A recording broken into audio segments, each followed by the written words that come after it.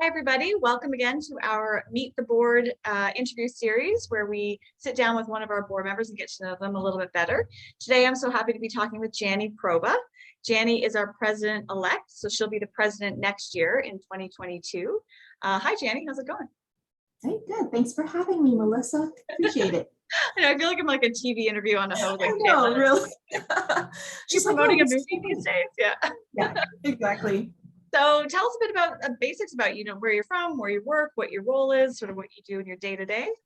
Oh, okay. Yeah, sure. So I'm a clinical manager for surgery and surgical oncology, and I live in Hamilton. So I work for a large organization in Hamilton with acute care, and I manage inpatient areas as well as outpatient surgical clinic. And it's a fun time, I would say, just with everything that's going on in healthcare right now. And so that's kind of who I am and where I work. And on a personal note, I'm, a mom, and I've been in nursing for almost 20 years now. And I've spent the majority of my career in oncology, first at the bedside and then in an education role. And now, kind of moved to the dark side with management. So I've been doing that for the last little bit.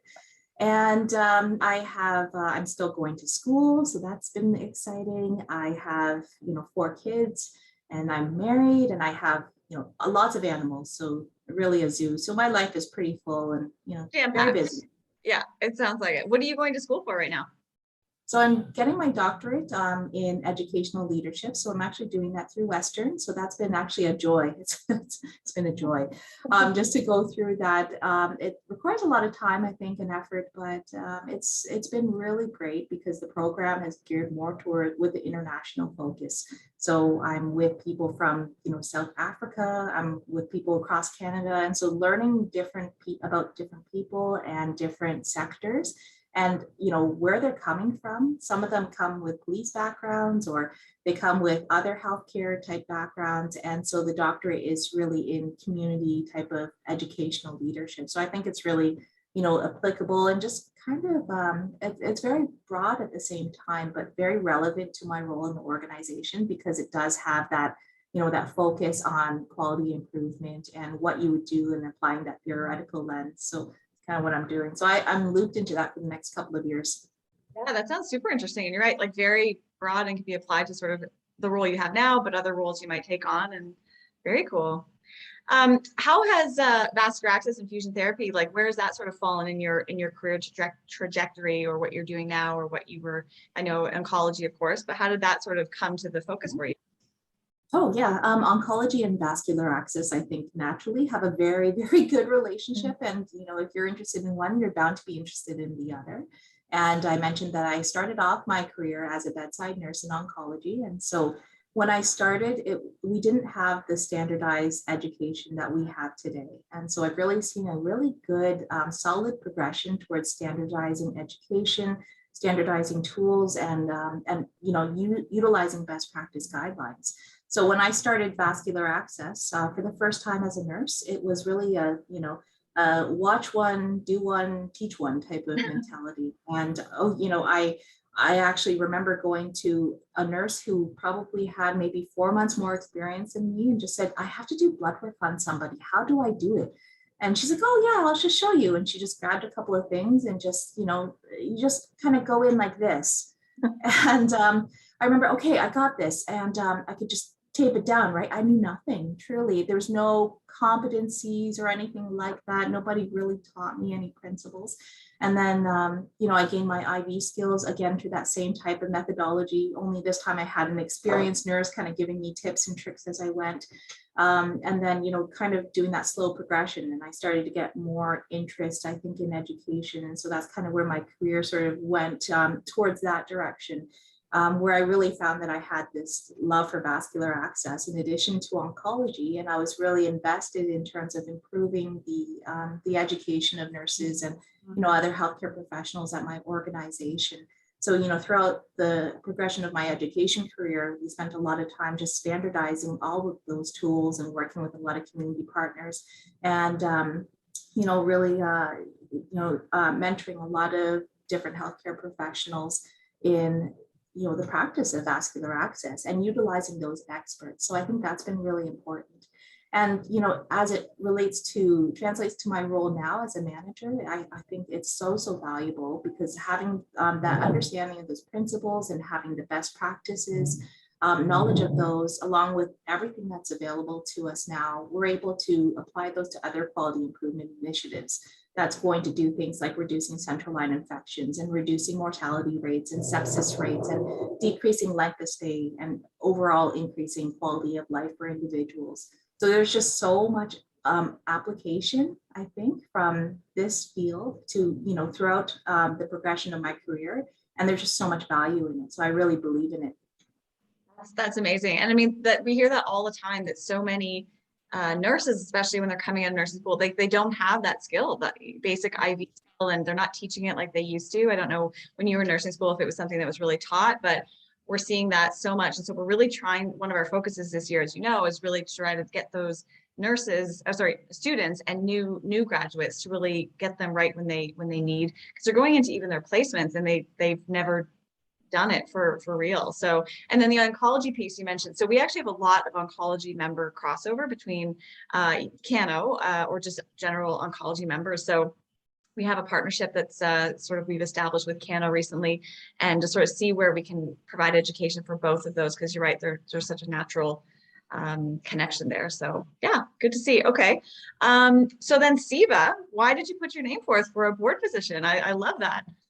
Yeah, I mean, like, I actually didn't know about SIVA, quite truthfully, until a few years ago. And it was really just through those local events, those local learning opportunities, where the first one I went to was actually at the RBG, and you were there, Melissa. Yeah. And I was just like, hey, I haven't seen you since high school, because we went to high school together. Janny and I went to high school together. Fun fact. Yep.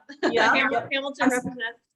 I'm still trying to find those pictures of you in high school too. Like I think Janny has a shoebox of old pictures somewhere. They will never make it to you and Tracy together, like goofing off in the lockers. I just have this like vivid memory of like either you or Tracy was in the locker, and I have a picture of it somewhere, and I got to dig it out. But that was really my first. Yeah. That was my first introduction to SIVA. So I didn't really know what it was until I actually went to that first, learning event. And so I was really impressed by just like I think vendor involvement and just the passion and knowledge of everybody who attended that. And I just kind of thought, this is a really great thing, and we need to have a professional organization. And in my mind, I thought, oh my God, SIVA is like brand new. We got to get on this and we got to support them. And so that was really the first time I truly heard about SIVA. And then that looking more into investigating what the association was all about and, what we stood for, it really encouraged me to get that vascular access certification. And in my mind, it doesn't, it's not like it gives me a pay raise or anything like that, but it really just helps to solidify and provide that validation almost of my ability to speak to certain things and have that credibility. I think is really important to patients and to families, to staff, to others when you're actually in charge of, changing practices. It's so good to have that. So it just in terms of like SIVA, I was just so impressed with every event that was offered, and just in terms of the communication that you were able to provide, and the transparency and just the involvement of some of the board members. It just really encouraged me to do more.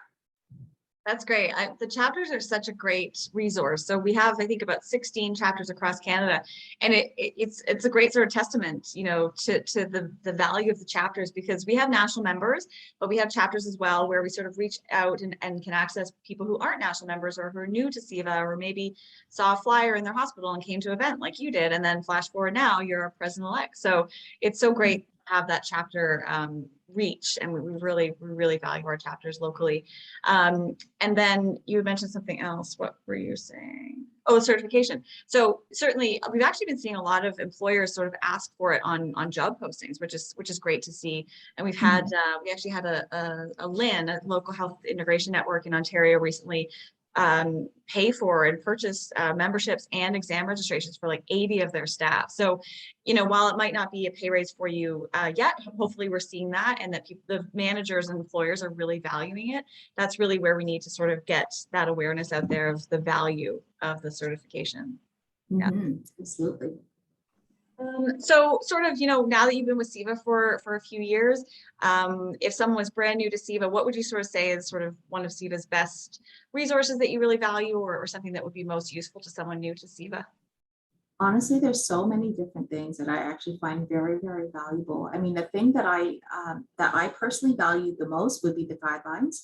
I feel like I reference them constantly in my practice, and even when people have questions, it's just like, hey, you know what? We have Canadian guidelines, and they're legit. So I refer to them all the time. So I love taking out those guidelines and being able to show people, and no, they're not allowed to photocopy my copy, right? So, so I always encourage them to do that. But even the questions that people have about, what is the value of SIVA, I always tell them, how much it's the things that we talked about with certification and the benefits to that. But I would also say the thing I enjoy the most in terms of resources would be Cicito, to be honest. I mean, Melissa, you tend to assign us board members, 2 weeks at a time, just to keep an eye on things and just make sure that questions are being answered in a timely fashion. And we're, happy to do that. But I just find it just fascinating to read the questions, and just I marvel at the expertise that's out there. There's no one person who's the expert in vascular access. There's so many different experts, and I think it's just such a great experience to be able to network with people and understand different organizational practices, and who does what and how do I start this. And if I have questions about starting something similar in my organization, does SIVA have something? And so that's a great, segue into like some of the resources we have available, like the toolkits to help you, bring about these best practice, these quality improvement changes at a community level, at a hospital level.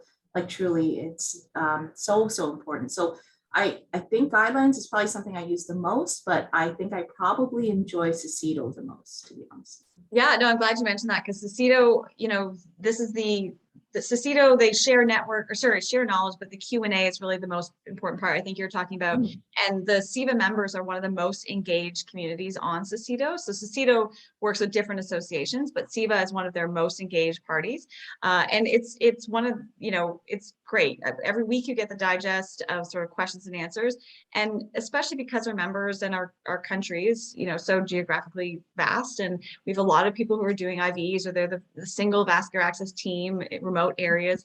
Having that resource to just sort of post questions and get answers from everybody, it's really, really valuable. And so if you're watching this and you're a SIVA member and you haven't logged on or checked it out, I certainly get in touch, and I'll make sure you can get your login and that you can get those get access to that, because you're right, it is super valuable. So good. I'm glad you like all those things. I'm so excited. Okay. I'm so excited to have you as president next year. You've been such a great addition to the board the last couple of years, and I'm really, really excited to have you step into this role. And yeah, so you mentioned, so you've got 4 kids, you live in Hamilton. What's on tap for this year? Do you have any vacation coming, hopefully, with this? Well, yeah, I mean, I have vacation coming up to attend the conference at the end of April, which is so exciting to me.